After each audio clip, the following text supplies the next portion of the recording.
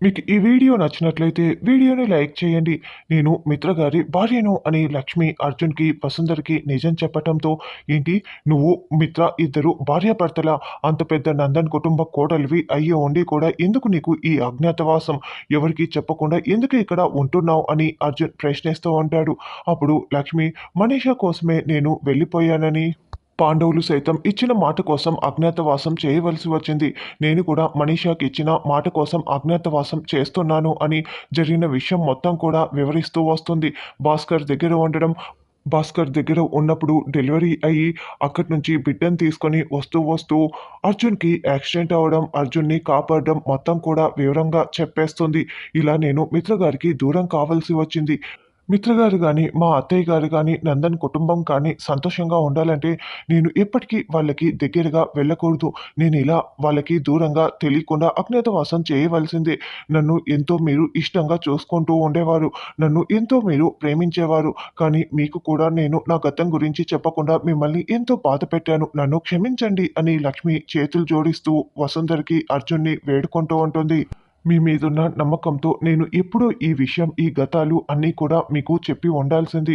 కానీ నాకున్న భయాలు నన్ను చెప్పనివ్వలేదు అని లక్ష్మి ఏడుస్తూ ఉంటే, పర్వాలేదు లక్ష్మి, ఇప్పటికైనా మమ్మల్ని సొంత మనుషులుగా భావించి నిజాలు చెప్పావు.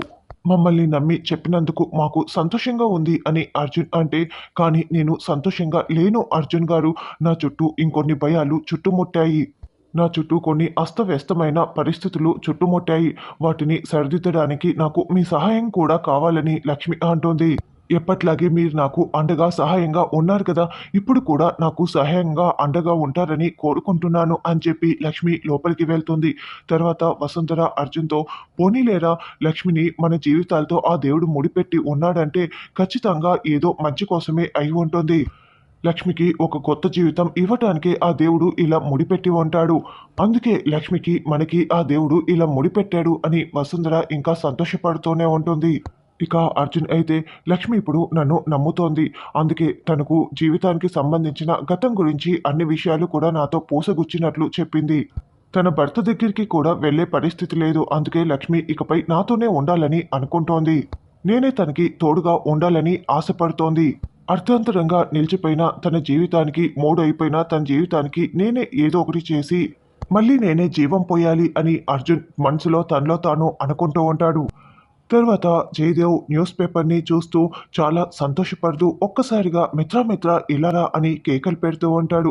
అప్పుడే మిత్ర లక్కీ చెయ్యి పట్టుకొని కిందికి దిగి వస్తూ ఉంటాడు. ఇక్కడ పాత లక్కీ పాపని తీసేసి లక్కీ పాప ప్లేస్‌లో కొత్త లక్కీ పాపని పెడతారు. అరవింద, మిగతా ఫ్యామిలీ మెంబర్స్ అందరూ కూడా హాల్లోకి వచ్చేస్తారు. ఏంటి డాడ్ అని అనడంతో, మిత్ర, నువ్వు ఎప్పటినుంచో ఎదురు చూసే ఆ డ్రీమ్ ప్రాజెక్ట్ నువ్వు సొంతం చేసుకునే అవకాశం నీకు వచ్చేసింది మిత్ర, వచ్చేసింది అని జయదేవ్ చాలా సంతోషపడుతూ చెప్తూ ఉంటాడు. ఏంటండి మీరు మాట్లాడుతున్నదని అరవింద్ అంటే, ఏంటి డాడ్, డ్రీమ్ ప్రాజెక్ట్ నేను సొంతం చేసుకోవటం ఏంటి అని మిత్ర అంటాడు. కావాలంటే ఒకసారి ఈ న్యూస్ పేపర్ చూడు, నీకే అర్థమవుతుంది అని జయదేవ్ ఆ న్యూస్ పేపర్‌ని మిత్ర చేతికి ఇవ్వగానే మిత్ర అందులో ఉన్న ఒక చిన్న ముఖ్యమైన హెడ్‌లైన్స్‌ని చదువుతూ ఉంటాడు. అందులో ఇలా ఉంటే మిత్ర చదువుతూ ఉంటాడు. జేఎంఆర్ స్వదేశ ఆగమనం.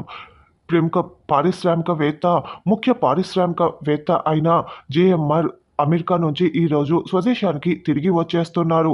ఇక్కడ మరెన్నో ముఖ్యమైన ప్రాజెక్టులు మొదలుపెట్టడానికే ఆయన ఇండియా తిరిగి వస్తున్నట్లు, ఆయనతో కలిసి పనిచేయటానికి ఎంతో యువ పారిశ్రామికవేత్తలు వేచి చూస్తూ ఉన్నారు. ఆయన ఎప్పుడెప్పుడు వస్తారా, ఆయనతో కలిసి పనిచేసి బిజినెస్‌ని స్టార్ట్ చేస్తామా అని ఎంతోమంది ఎదురు చూస్తూ ఉన్నారు.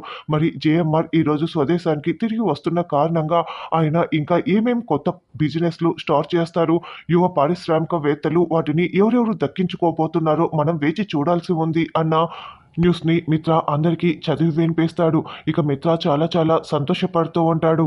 డాడ్, అసలు నేనిది నమ్మలేకపోతున్నాను. నేను జేఎంఆర్‌తో కలిసి బిజినెస్ స్టార్ట్ చేయాలని ఎన్ని రోజుల నుంచో అనుకుంటూ ఉన్నాను. అసలు ఇది సాధ్యమయ్యే పని కాదే, ఆయన ఇక్కడ లేరే అని అనుకున్నాను. కానీ ఆయన తిరిగి వస్తున్నారు. మళ్ళీ ఇక్కడ బిజినెస్‌లన్నీ స్టార్ట్ చేస్తారంట. అంటే నేను కలిసి ఆయనతో పని చేయొచ్చు. నాకు చాలా సంతోషంగా ఉంది. చాలా హ్యాపీగా ఉంది అని మిత్ర అంటే, అయితే దానికోసం చాలామంది పోటీ పడతారు. వాళ్ళందరినీ కాదని నువ్వు ఆ ప్రాజెక్టుని దక్కించుకుంటేనే నువ్వు ఆయనతో కలిసి పని చేయగలవు మిత్ర అని జయదేవ్ జాగ్రత్తలు చెప్తూ ఉంటే, తాతయ్య మా నాన్న ఖచ్చితంగా గెలుచుకునే తీరుతాడు. మా నాన్న కంటే ఎవరు ఎక్కువ కాదు. చూస్తూ ఉండండి, మా నాన్నకి ఆ ప్రాజెక్ట్ ఖచ్చితంగా వచ్చే తీరుతుంది అని లక్కీ అనడంతో, అవును డాడ్, లక్కీ చెప్తుంది కదా, ఖచ్చితంగా నేను ఆయనతో కలిసి పని చేస్తాను. ఆ ప్రాజెక్ట్ నాకు వస్తుంది, చూస్తూ ఉండండి అని మిత్ర అంటాడు. ఎప్పటినుంచో ప్రాసెస్‌లో ఉన్న బ్యూటిఫుల్ అండ్ ఫ్యూచర్ ప్రాజెక్ట్ కోసమే ఆయన ఇండియా వచ్చేసినట్లు ఉన్నారు. ఆ ప్రాజెక్ట్ కనుక నువ్వు చేజిక్కించుకుంటే ఇక వైజాగ్‌లో నీ పేరు మారు మోగిపోతుంది అని జయదేవ్ అంటే, మిత్ర గురించి మీకు తెలిసిందే కదండీ! ఖచ్చితంగా ఆ ప్రాజెక్ట్ మిత్రకే వస్తుందని అరవింద్ అంటుంది. ఏమో ఆ ప్రాజెక్ట్ కోసం అర్జున్ కూడా చాలా పోటీ పడతాడు. ఆ విషయం మీరు మర్చిపోతున్నట్లున్నారు. జాగ్రత్తగా ఉండాలి అని జయదేవ్ అంటే, అదేంటి అంకుల్, ఏదో ఒక్కసారి ఆ అర్జున్ అదృష్టం బాగుండి ఆ ప్రాజెక్ట్ గెలుచుకుంటే ప్రతిసారి అర్జున్‌కే వెళ్తున్నట్టు మాట్లాడుతున్నారు. ఈసారి అలా ఏమాత్రం జరగదు. మిత్రకే వస్తుంది. చూస్తూ ఉండండి అని మనీష అంటుంది. డాడ్, అర్జున్ వెనుక ఉన్న ఆ అమ్మాయి వల్లే ఆ ప్రాజెక్టు అర్జున్‌కి సొంతమయింది. ఖచ్చితంగా ఇది అర్జున్ ఒక్కడి వల్ల అయితే కాలేదు అని మిత్ర చెప్తుంటే, నాన్న మీరు ఎవరి గురించి మాట్లాడుతున్నారు? జున్ను మదర్ గురించేనా అని అంటుంటే, తనే అని ఏమీ కాదు. కానీ అర్జున్ వెనక ఇంకొక లేడీ ఉంది. ఆ లేడీ వల్లే ఖచ్చితంగా ఆ ప్రాజెక్టు అర్జున్‌కి వచ్చింది అని మిత్ర అనడంతో, అయితే ఖచ్చితంగా జున్ను మదరే అయ్యుంటుందని లక్కీ అంటుంది. ఎందుకంటే తను చాలా తెలివైందని, ఆఫీస్ పనులు కూడా చాలా వరకు తనే చూసుకుంటుందని అంకుల్ వాళ్ళు ఒకసారి మాట్లాడుకుంటుంటే నేను విన్నాను. మీరు జున్ను మదర్‌ని చూడలేదు కదా! ఉండండి, నా ఫోన్‌లో ఉంది. ఇప్పుడే తెచ్చి చూపిస్తాను. నన్ను దించండి అని లక్కీ పాప అనడంతో, మిత్ర ఎత్తుకున్న లక్కీని కాస్త కిందికి దించేస్తాడు. లక్కీని దించగానే లక్కీ తన గదిలోకి పరిగెత్తుకుంటూ వెళ్ళి ఫోన్ తీసుకొచ్చి ఆ వీడియోని చూపిద్దామని ఓపెన్ చేస్తూ ఉంటుంది. ఇక వివేక్ అక్కడే ఉండి చాలా టెన్షన్ పడుతూ ఉంటాడు. అయితే లక్కీ ఆ వీడియోని ఓపెన్ చేస్తూ ఉంటే వెంటనే దేవయాని లక్కీ చేతిలో ఉన్న మొబైల్‌ని లాక్కుంటుంది. "ఏయ్ లక్కీ, నీకెందుకు పెద్దవాళ్ళ విషయాలన్నీ కూడా ఇలాంటి వాటిలో నువ్వు అస్సలు జోక్యం చేసుకోకు" అని మొబైల్‌ని లాక్కొని దేవయాని అరుస్తూ ఉంటుంది. "ఇప్పుడు ఏమైంది దేవయాని? నేను తప్పుగా ఏం మాట్లాడాను? నేనేం చేశాను?" అని లక్కీ అంటుంటే, అవును, ఇప్పుడు లక్కీ ఏం చేసిందని ఇలా మాట్లాడుతున్నావు అని అరవింద కూడా అరుస్తూ ఉంటుంది. లేకపోతే ఏంటక్కా, ఇప్పుడు మనం ఎంత మంచి గుడ్ న్యూస్ విన్నాము. ఇప్పుడు ఆల్రెడీ వివేక్ పెళ్లి మనం మాట్లాడుకున్నాం కదా! వివేక్ పెళ్లి ముహూర్తం పెట్టుకున్నామో లేదో, ఇలాంటి మంచి శుభవార్త వినాల్సి వచ్చింది. అలాగే ఇప్పుడు మిత్ర మనీషాల పెళ్లి కూడా చేసేస్తే ఇంకా ఇంకా ఇలాంటి మంచి మంచి శుభవార్తలు ఎన్నో వస్తాయి అని దేవయాని అంటుంది. ఏంటి మిత్ర, పెళ్ళనగానే ఏమీ మాట్లాడకుండా అలా మౌనంగా ఉండిపోతావు? దేవయాని ఆంటీ మాట్లాడింది కరెక్టే కదా అని మనీష అరుస్తూ ఉంటుంది. ఏం మాట్లాడాలి మనీషా? ఇప్పుడు జేఎంఆర్ గారి దగ్గర నేను ప్రాజెక్టు సాధించటమే నాకు కావాలి. ఆయనతో కలిసి ప్రాజెక్ట్‌లో పని చేయటమే నాకు కావాలి. నా ముందున్న లక్ష్యం ఇప్పుడు అది ఒక్కటే ఒకటి. కాబట్టి అది సాధించే వరకు నేను వేటి మీద దృష్టి పెట్టను. కాబట్టి మన పెళ్లి కూడా ఇప్పట్లో జరగదు అని మిత్ర అంటాడు. మిత్ర, ఇప్పుడు ఈ మాటలన్నీ అనవసరం. నువ్వు జేఎంఆర్ గారు ల్యాండ్ అయ్యే లోపల నువ్వు ఆయన ముందు నిలబడి ఉండాలి. పద బయలుదేరు అని జయదేవ్ అంటాడు. తరువాత వసుంధర హాల్‌లో సోఫాలో కూర్చొని ఉంటే అప్పుడే ఒకతను ఫైల్స్ పట్టుకొని, మేడం, అర్జున్ గారు లేరా? లక్ష్మి గారిని ఉద్యోగంలో నుంచి తీసేసి లక్ష్మి గారి ప్లేస్‌లో నన్ను అపాయింట్మెంట్ చేశారు అర్జున్ గారు అని అక్కడికి రావటంతో అప్పుడే లక్ష్మి అక్కడికి వస్తుంది. అసలు ఏం జరుగుతోంది లక్ష్మి ఈ ఇంట్లో? నాకేమీ అర్థం కావటం లేదు అని. నువ్వు ఉద్యోగం మానేసావా? నీ ప్లేస్‌లోకి ఇతన్ని అపాయింట్మెంట్ చేయటం ఏంటి అని వసుంధర అనడంతో, ఏంటి? నేను ఉద్యోగం మానేయటం ఏంటి అని లక్ష్మి షాకింగ్‌గా ప్రశ్నిస్తూ ఉంటే అప్పుడే అర్జున్ అక్కడికి వచ్చి, లక్ష్మి మానేయలేదు. నేనే లక్ష్మిని ఉద్యోగంలో నుంచి తీసేశాను. లక్ష్మి ప్లేస్‌లో ఇతన్ని నేనే కొత్తగా అపాయింట్మెంట్ కూడా చేశాను. ఏంటి ఇలా వచ్చావు అని అర్జున్ అనడంతో, సార్, ఈ ఫైల్స్‌పై మీ సంతకాలు కావాలని అతను చెప్తాడు. సరేనని ఫైల్స్‌పై అర్జున్ సంతకాలు చేస్తూ ఉంటాడు. సార్, మీరు చెప్పిన విషయం తెలుసుకున్నాను సార్.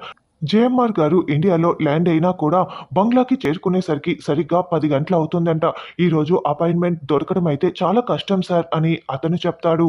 సరే, నేను చూసుకుంటానులే అని అర్జున్ అతన్ని పంపించగానే, అసలు లక్ష్మిని ఎందుకు ఉద్యోగంలో నుంచి తీసేసావో నాకింకా సమాధానం చెప్పలేదు అని వసుంధర అంటుంది. చూడు లక్ష్మి, నీకు తెలియకుండానే నేను ఈ నిర్ణయం తీసుకున్నాను. ఇదంతా నీ మంచి కోసమే. ఇప్పుడు నేను మొదలు పెట్టబోయే ప్రాజెక్టు మిత్రకి ప్రత్యర్థిగా చేయవలసి వస్తుంది.